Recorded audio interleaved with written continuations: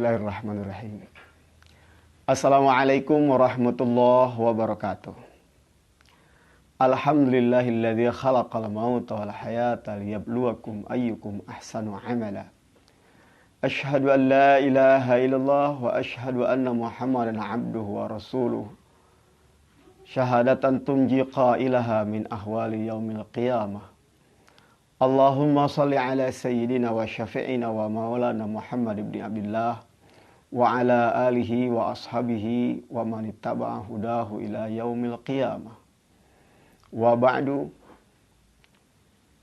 Ayuhal hadirun, para pemirsa, saudara-saudaraku yang mengikuti kuliah online SBBQ, sehat, bahagia, dengan barokah Al-Quran yang saya cintai. Pada kesempatan ini kita bersyukur pada Allah Subhanahu wa Ta'ala bisa memasuki sesi ketiga yang insya Allah saya akan mengupas beberapa ayat-ayat Al-Quran dalam sebuah tema tentang penyakit jiwa yang lanjutan dari yang kemarin, penyakit jiwa takut bisa berpengaruh pada sakit fisik, juga bisa berpengaruh pada sakit ruhani. Kemarin sudah kita sampaikan solusinya, berpusat pada tawakal. Pada kesempatan ini, penyakit jiwa yang berpengaruh pada fisik juga, berpengaruh pada rohani juga, yaitu 3 sekawan: sedih, kecewa, dan marah. 3 penyakit ini bisa menghinggapi orang saat mendapatkan musibah, ujian dari Allah Subhanahu wa Ta'ala. Jadi kalau seperti musim corona sekarang, atau ada musim tsunami, atau ada musim gunung meletus, atau ada musim peperangan, kalau belum terjadi, yang menghantam jiwa manusia adalah rasa takut. Dan bila sudah terjadi atau mengenai dampaknya pada dirinya, itu yang akan datang, yang akan menyerangnya adalah sedih, atau kecewa, atau marah. Bahkan mungkin ketiga-tiganya. Untuk itu Al-Quran mempunyai solusinya. Al-Quran bisa memberikan obat bagi mereka yang sedang tertimpa seperti ini. Di tengah kehidupan kita banyak yang mengalami seperti ini. Saya menemukan ada pasien yang sakit dan cukup lama sakitnya. Setelah diterapi, diselusuri, permasalahannya adalah karena ia dirundung kesedihan atas meninggal anaknya beberapa kali. Tidak sempat besar. Itu berpengaruh pada dirinya yang membuat fisiknya rentan sakit. Kemudian saya juga menemukan ada orang yang migrain yang berbulan-bulan bahkan bertahun-tahun pergi ke dokter tidak sembuh-sembuh. Ternyata permasalahannya adalah karena dia kecewa. Kecewa pada suaminya yang kurang setia kepadanya. Ada juga yang sakit karena sudah cukup lama hidupnya memendam amarah pada ayahnya. Mungkin dia sedih melihat ayahnya tidak seperti ayah-ayah orang lain, temannya. Ia kecewa terhadap perbuatan ayahnya, lalu kemudian muncul marah pada ayah. Dan sakitnya cukup lama. Kaum muslimin rahimakumullah, mari kita belajar pada Al-Quran. Bagaimana saat kita mendapatkan musibah, itu hal wajar kalau sedih, tapi jangan sampai sedih kita membuat kita sakit berkepanjangan. Kita kecewa terhadap cita-cita yang tidak tercapai, sebuah kewajaran fitrah manusia, tapi bagaimana kekecewaan kita itu tidak berlarut sehingga membuat kita semakin hancur. Marah juga satu hal yang wajar kalau kita dirugikan oleh orang lain. Tapi kalau marah itu dipendam dan berkelanjutan, ini berdampak pada kesehatan tubuh kita. Mari kita belajar kepada orang-orang yang disebutkan oleh Allah Subhanahu wa taala dalam Al-Qur'an agar kita bisa menyiasati dan mengobati sedih, kecewa dan marah ini. Yang pada kesempatan ini ingin saya angkat adalah kisah Nabi Yakub yang diuji oleh Allah Subhanahu wa taala. Ujiannya sebetulnya sangat sederhana.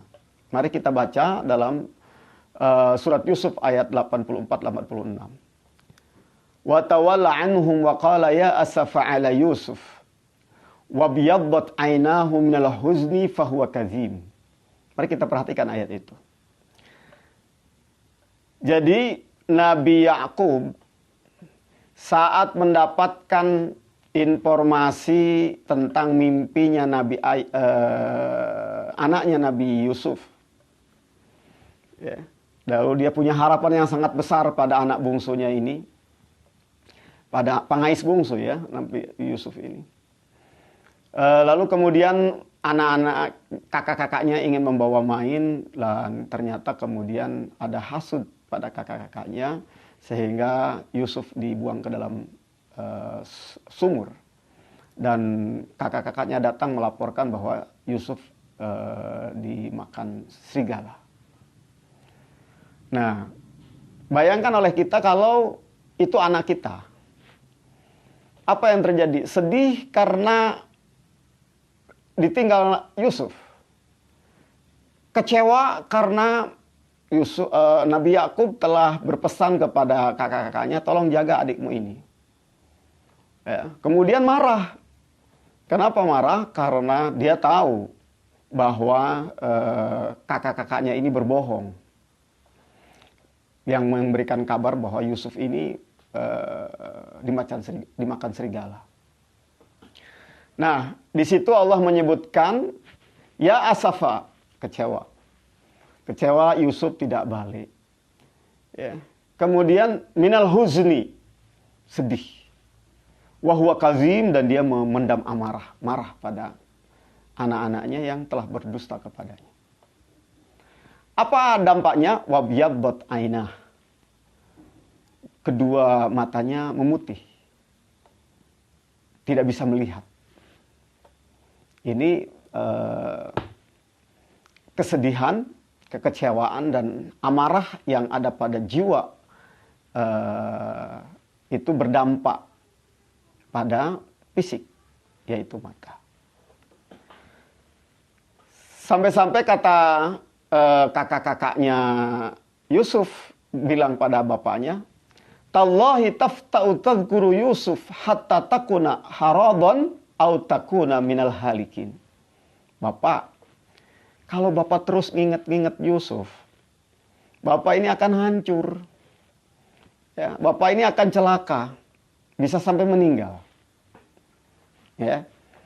Namun alhamdulillah Nabi Yakub alaihi salam bisa mengelola rasa sedih takutnya itu dengan percaya penuh pada Allah Subhanahu wa taala yang telah mengabarkan tentang akhir dari perjalanan Nabi Yusuf ini lewat mimpi yang ditakwilkannya bahwa suatu saat dia dan anak-anaknya akan hormat kepada Yusuf.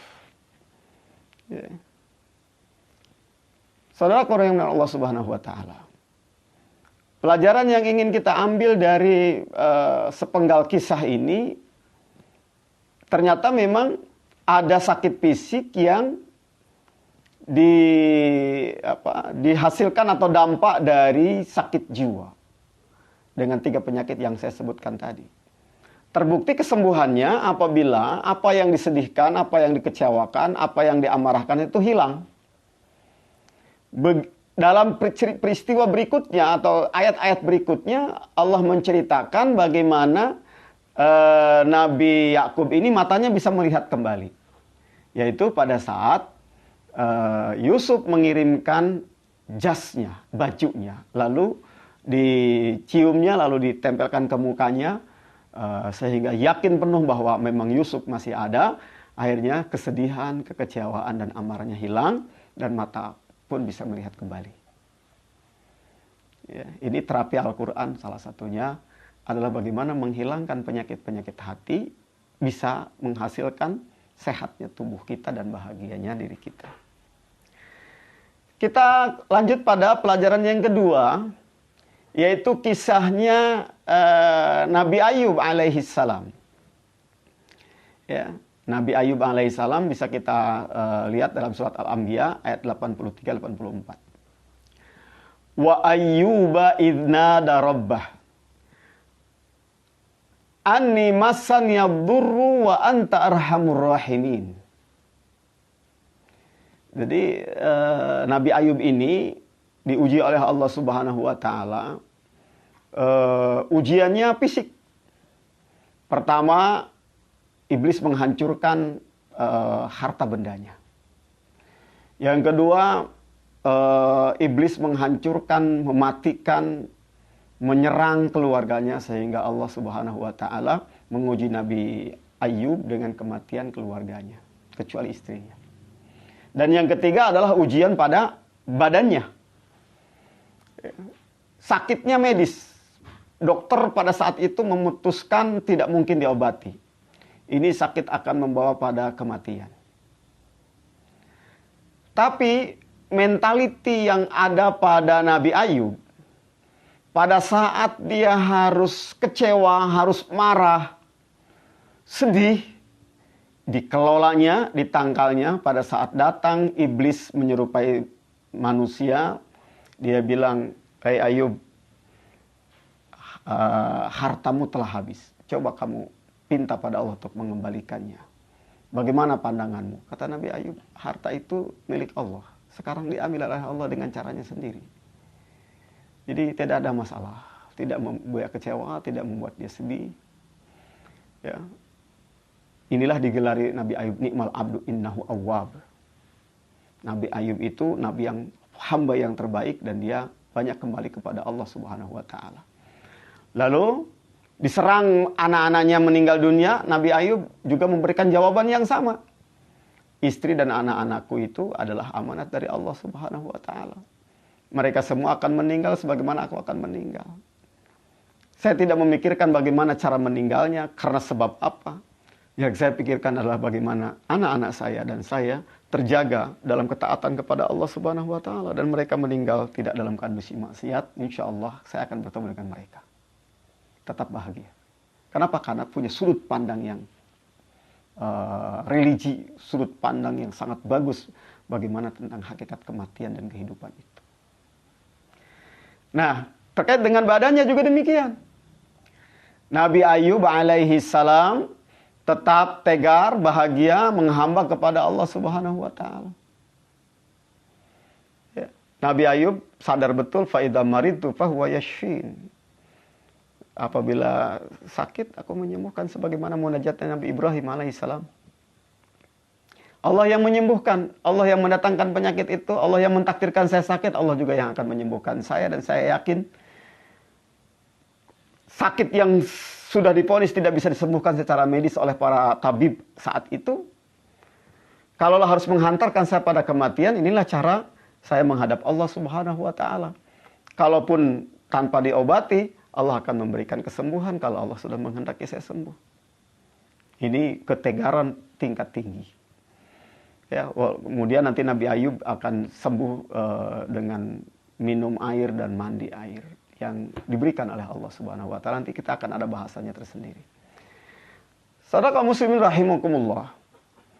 Yang ingin saya munculkan pada kisah dari Nabi Ayub ini adalah apa yang disebutkan oleh Imam Al-Qurtubi dalam kitab tafsirnya, bahwa dalam kisah itu diceritakan iblis pada saat mau menghancurkan raganya Nabi Ayub, kata Allah, silahkan kamu uji kualitas hambaku dia akan sakit, tapi saya akan jaga hatinya. Nah, jadi fisiknya boleh sakit, tapi hatinya tetap dijaga Allah Subhanahu wa taala. Nah, kita sangat penting kondisi ini. Ya, jangan sampai corona belum masuk ke tubuh kita, jiwa kita sudah sakit dengan takut, dengan kecewa, dengan marah pada alam, marah pada orang lain, kecewa kepada orang lain. Padahal musibah sedang diturunkan oleh Allah Subhanahu wa taala. Nanti kita akan sakit, fisik kita akan sakit dan imunitas kita akan lemah. Ya, tapi kalau kita punya mentality yang kuat, jangankan masih sehat, sudah sakit, sudah dinyatakan oleh medis terpapar virus corona, tapi dia yakin, fa idza maridtu fahuwa yashfin. Sakit ini Allah yang menyembuhkan. Dia optimis kesembuhan dari Allah Subhanahu wa taala, dia juga optimis ud'uni astajib lakum. Berdoalah kepadaku, aku akan ijabah, sehingga dia tidak ada kesedihan baginya. Bahkan yang muncul adalah kegembiraan. Kenapa kegembiraan? Karena ada teknik, ada ajaran Rasulullah SAW yang mengajarkan kepada kita bagaimana arti sebuah musibah yang sudah saya jelaskan pada perkuliahan yang kedua kemarin. Jadi disinilah yang kita akan menemukan bahwa ayat-ayat yang kemarin kita bahas, la khaufun alaihim walahum yahzanun, tidak ada takut dan tidak ada sedih. Ya, kita akan mengetahui maknanya seperti itu. Yang terakhir yang ingin saya angkat kisahnya adalah kisah ujian yang menimpa Rasulullah Shallallahu Alaihi Wasallam. Ya, ada dua ayat yang ingin saya ungkap pada kesempatan yang berbahagia ini. Ayat yang pertama adalah surat Ad-Duha dan asbabun nuzulnya. Jadi diceritakan dalam kitab Asbabun Nuzul bahwa Rasulullah Shallallahu Alaihi Wasallam mengalami masa fatratul wahyu 6 bulan. Tidak mendapatkan wahyu, tidak didatangi malaikat Jibril. Ya, bayangkan kalau misalnya kita ditinggalkan kekasih kita. Ya, jangankan sampai berbulan-bulan seperti itu. Ya, 2 hari tidak menerima WA dari istri, kita sudah kecewa. Kita sudah sedih. Ya. Kenapa? Karena biasanya kita ngobrol, ini nggak ngobrol gitu kan. Biasanya kita SMS-an, ini SMS nggak dibalas-balas. Bayangkan kalau ada kita SMS, WA, 6 bulan nggak dibalas-balas. Ya. Rasulullah SAW merasa ditinggalkan oleh Allah Subhanahu Wa Taala, merasa dibiarkan sendiri. Nah, turunlah firman Allah Subhanahu Wa Taala. Jadi ada kesedihan yang terjadi pada Rasulullah SAW. Ada kekecewaan. Kenapa saya? Kenapa saya? Apa saya sudah dipecat jadi Rasul? Gitu. Ya, kenapa Allah meninggalkan saya? Turun firman Allah Subhanahu Wa Taala. Ini untuk melatih. Kadang kita menemukan dalam kehidupan kekecewaan-kekecewaan. Kita dibuat marah oleh orang lain misalnya. Gitu kan? Kita menjadi sedih karena peristiwa yang dialami oleh kita. Nah, turun firman Allah Subhanahu wa taala. Wadduha wal laili idza saja. Ma wadda'aka rabbuka wa ma qala. Ya. Sebelum saya melanjutkan pada bagaimana kita menghadirkan ya kebahagiaan dan kesabaran di tengah musibah yang membuat kita sedih atau membuat kita kecewa, membuat kita marah. Ya. Ada ayat lain yang menggambarkan Rasulullah SAW kecewa, sedih, bahkan marah bercampur aduk. Sampai-sampai ditegur oleh Allah Subhanahu wa Ta'ala dengan teguran subhanallah. Kata Allah dalam surat Al-Kahfi, ya, fala'allaka bakhi'un nafsaka ala atharihim illam yu'minu bihadzal hadithi asafa. Muhammad, sepertinya kamu ini orang yang mau bunuh diri. Bakhi'un nafsaka, qatilu nafs. Kenapa? Asafa, karena kecewa. Kecewanya kenapa? Ala azarihim. Kecewa atas perilaku masyarakat Mekah. Kenapa illam yu'minu bihadzal hadisi asafa? Bihadzal hadis. Karena tidak percaya kepada Quran. Tidak percaya pada wahyu. Dalam ayat yang lain, dalam Asy-Syu'ara ayat 3, itu la'allaka bakhi'un nafsaka alla yakunu mu'minin. Jadi Nabi Muhammad SAW kasarnya hampir bunuh diri. Ya, saking kecewanya umat ini mau diajak baik, ya, bukan mau diajak buruk, mau dikasih kebaikan, bukan mau dipersulit. Tapi kenapa pada nggak mau beriman? Kan kecewa tuh. Kadang kita dikecewakan oleh anak kita, oleh murid kita. Ya. Alla yakunu mu'minin. Mereka tidak mau beriman. Rasulullah SAW kecewa. Nah, bagaimana Allah Subhanahu wa taala menghibur kekecewaan Rasulullah sallallahu alaihi wasallam ini? Sehingga mentalitasnya makin kuat. Saudara-saudara Allah, polanya adalah yang Allah sebutkan dalam surat Ad-Duha dan surat Alam-Nasyrah.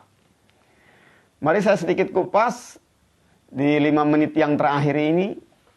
Ya, ada beberapa langkah yang harus kita lakukan untuk mengobati, menyembuhkan rasa sedih, kecewa, marah kita atas musibah yang menimpa kita. Yang pertama, Allah Subhanahu wa taala menghibur Rasulullah sallallahu alaihi wasallam. Ma wadda'aka rabbuka wa ma qala. Tuhanmu itu tidak meninggalkanmu dan tidak membiarkanmu. Ya, ini yang penting. Langkah awal yang harus kita hadirkan. Bahwa musibah yang menimpa kita itu lihikmatin ya'lamuhallah. Pasti karena ada satu hikmah yang Allah Subhanahu wa taala saja yang mengetahuinya. Ya. Apa itu? Allah sedang membersamai kita dengan musibah itu. Allah sedang membersamai kita dengan musibah itu. Justru saat kita diuji oleh Allah Subhanahu wa taala, berarti Allah sedang sayang kepada kita. Sederhananya begini. Yang namanya kita pengen naik kelas, ya harus ikut ujian. Ya, dari SD mau ke SMP, ya ikut ujian, dinyatakan lulus baru naik. Ya, begitu. Makanya dalam hadis Rasulullah SAW, idza ahabballahu 'abdan ibtalah. Apabila Allah mencintai seorang hamba, maka Allah akan uji dia. Dalam hadis yang lain, mayuridillahu bihi khairan, siapa yang dikehendaki mendapatkan kebaikan, ya, naik kelas. Yusibhu, maka Allah kasih musibah dia. Berarti Allah memperhatikan kita kalau kita sedang diberikan ujian-ujian oleh Allah Subhanahu wa taala itu. Ya, jadi Allah membersamai kita. Allah sedang mendampingi kita. Allah sedang menginginkan kita naik kelas. Allah sedang menguji bagaimana kualitas kita. Begitu. Ini ujian dari Allah Subhanahu wa taala. Nah, kita perlu mensikapinya ya, dengan sikap yang husnuzon kepada Allah Subhanahu wa taala. Rasulullah mengajari kita berhusnuzon kepada Allah. Ya, kalau Rasulullah nengok orang sakit, kata Rasulullah, tahurun la ba'sa insyaallah. Ya, sakitmu itu penghapus dosa, penyuci jiwa. La ba'sa insyaallah, ringan-ringan aja. Labas nanti juga kan gitu. Ya, ringan-ringan aja. Nah, jadi jangan diberat-beratin. Di virus corona, wah ini kalau kena virus corona dalam 14 hari meninggal dunia. Nah, ya, kita ringan-ringankan la ba'sa tahurun insyaallah, la ba'sa. Ya, tidak berat kok. Ya. Para ahli virus juga menyebutkan hanya 1% saja yang meninggal dari orang yang terpapar, itu pun kalau dia sudah punya sakit bawaan sebelumnya. Gitu. Jadi tidak perlu khawatir. Ya, jangan terlalu besar-besarkan. Jadi kalau ada saudara kita yang kena, oh kalau diperiksa dokter harus isolasi, tahurun la ba'sa insyaallah, pencuci jiwa. Ya, biar itikaf, biar tahanus kepada Allah. Ya, tidak apa-apa, jangan dikucilkan, jangan terlalu dirisaukan. Toh cuma 1% yang meninggal dari korban yang terpapar itu. Lebih banyak lagi orang yang meninggal karena santet mungkin. Ya, lebih banyak lagi orang yang meninggal karena punten misalnya, narkoba atau racun rokok misalnya. Ya. Jadi saudara kaum rahimahullah, begitu. Ya, kemudian apalagi yang harus dimunculkan dalam pikiran kita bahwa Allah Subhanahu wa taala itu sedang menghendaki kebaikan pada kita, cuma kita tidak tahu. Makanya dalam ayat tentang perang, Allah Subhanahu wa taala mengatakan, "Wa asa an takrahu syai'an wa huwa khairul lakum." Boleh jadi kamu benci sesuatu, wa huwa khairul lakum, padahal itu membawa kebaikan buat kalian, lebih baik buat kalian. Jadi membawa kebaikan, mudah-mudahan musibah corona ini membawa kebaikan bagi umat Islam. Umat Islam semakin rindu ke masjid Allah Subhanahu wa taala. Mudah-mudahan Ramadan kita akan bisa memakmurkan masjid tanpa ada rasa takut. Setelah kaum muslimin rahimakumullah, berikutnya Allah Subhanahu wa taala menyebutkan langkah yang bisa membuat kita tenang dan kita bahagia, menghilangkan sedih adalah walal akhiratu khairul laka minal ula. Melakukan perbandingan bahwa akhirat itu lebih utama daripada dunia ini.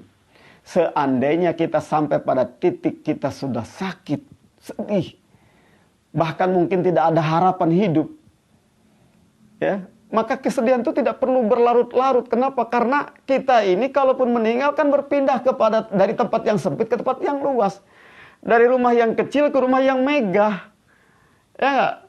Dari makanan-makanan yang kurang enak ke yang lebih enak lagi, yaitu di surga Allah Subhanahu wa taala. Gitu. Jadi tidak ada itu kesedihan. Ya, kematian disambut dengan senyum. Kenapa? Karena kita tahu betul bahwa akhirat lebih baik daripada dunia ini. Selanjutnya, walal akhiratu khairun minal ula. Fala saufa yu'tika rabbuka fatarda. Nah, setelah itu apa? Kita sadar betul, kita yakin betul Allah akan memberikan apa yang kita minta sampai kita ridho, sampai kita puas pada Allah Subhanahu wa taala.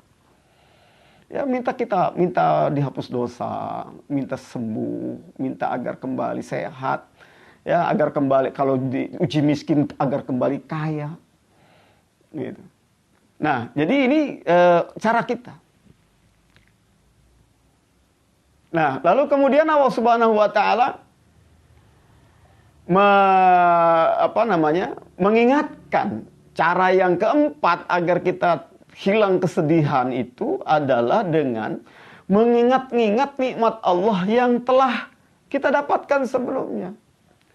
Alam yajidka yatiman fa'awa, wa wajadaka dhalan fahada, wa wajadaka a'ilan fa'aghna. Jadi jangan hanya melihat saat sekarang kena musibah. Kalau sekarang kita sakit 3 bulan, ya, di usia 30 tahun.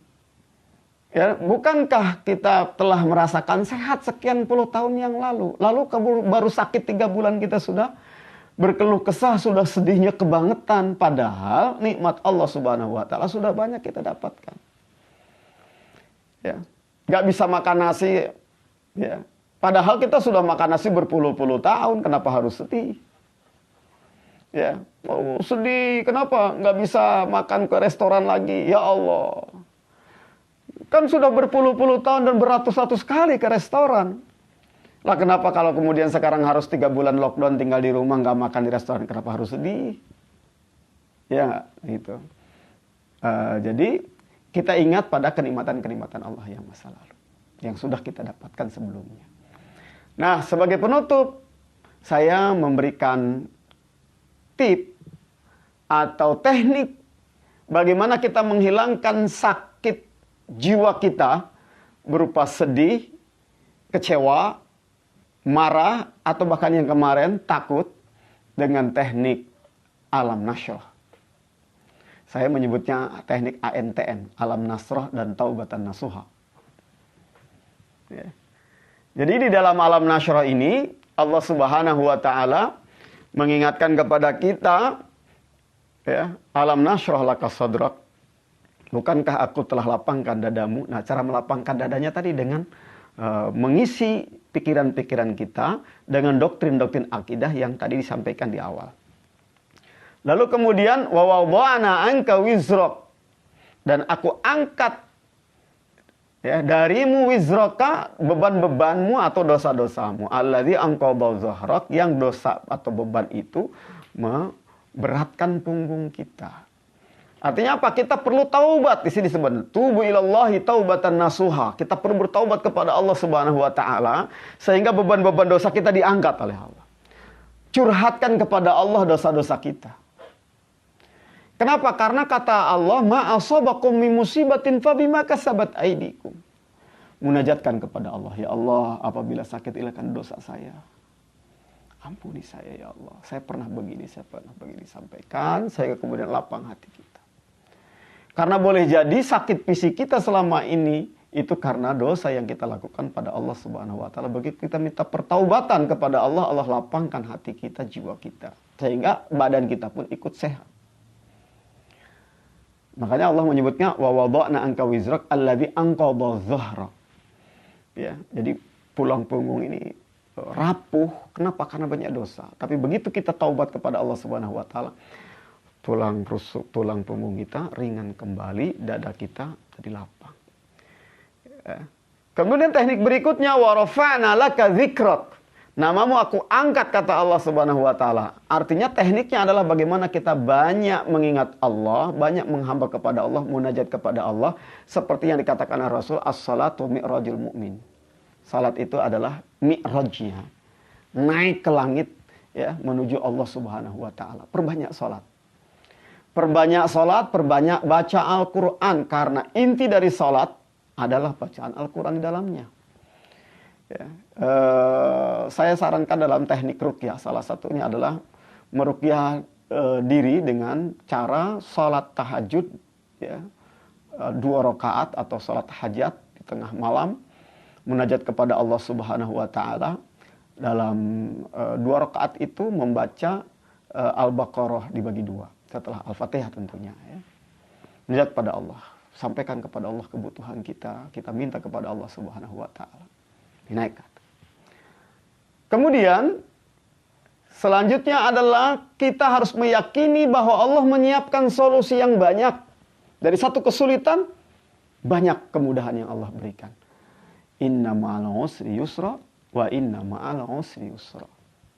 Yakin itu. Aku bisa, aku tahu, aku akan diberi jalan oleh Allah Subhanahu wa taala. Kita minta kepada Allah. Dan selanjutnya, sebelum terakhir, fa idza faragta fansab. Jangan ada jeda istirahat. Beramal. Istirahat bagi seorang mukmin di dunia ini adalah berpindahnya satu amal ke amal yang lain. Ya, istirahat dari salat, baca Quran. Istirahat dari baca Quran, masak di rumah. Kan begitu. Istirahat masak di rumah, pergi ke kantor. Istirahat dari kantor, silaturahim, dan selanjutnya. Ini rehat kita. Ya. Jadi bekerja fa'idha faragta fansab, terus bekerja. Karena Rasulullah SAW membenci pengangguran. Al-farag. Dan yang terakhir, wa ila rabbika farghab. Fokuskan pada Allah. Jangan pernah disorientasi. Fokus menuju Allah Subhanahu wa taala. Jangan ngejar sehat, tapi ngejar ridho Allah. Sehat biarkan jadi bonus. Kita ikhtiar pakai masker, pakai hand sanitizer, apalagi PHBS yang lainnya, makan bervitamin dan sebagainya, adalah dalam rangka mengikuti perintah Rasulullah, perintah Allah Subhanahu wa taala. Ibadah agar Allah ridho pada kita, bukan karena ketakutan dengan corona. Ya, kita ikhtiar itu mendapatkan ridho Allah Subhanahu wa taala. Dikala kita sakit, tidak perlu sedih. Ya, kita berobat, kita ikhtiar terus pada Allah Subhanahu wa taala, dan kita yakin bahwa setiap rintihan orang yang sakit itu mendapatkan ampunan dari Allah Subhanahu wa taala. Sedang diangkat derajatnya oleh Allah Subhanahu wa taala. Yang enggak boleh adalah mengeluh. Kalau mengaduh boleh. Ya, seperti Nabi Ayub mengatakan dalam munajatnya, Robbi anni masanniya durru wa anta arhamur rahimin. Ya Allah, aku telah ditimpa begitu banyak kemalangan, berat banget gitu. Wa anta arhamur rahimin, tapi engkau tuh maha rahman dan zat yang paling pengasih. Saudara kaum rahimakumullah, sayang waktu yang membatasi kita. Mudah-mudahan ada manfaatnya. Inilah kiat yang tadi saya sampaikan, SBBQ, sehat dan bahagia barokah Al-Quran. Mudah-mudahan kebersamaan kita dengan Al-Quran memberkahi kehidupan kita. Sehat di dunia, sehat bahagia di dunia, bahagia di akhirat. Sehat jiwa, sehat pikiran, sehat akal, sehat badan, dan sehat ruhani. Qul qouli hadza. Assalamualaikum warahmatullahi wabarakatuh.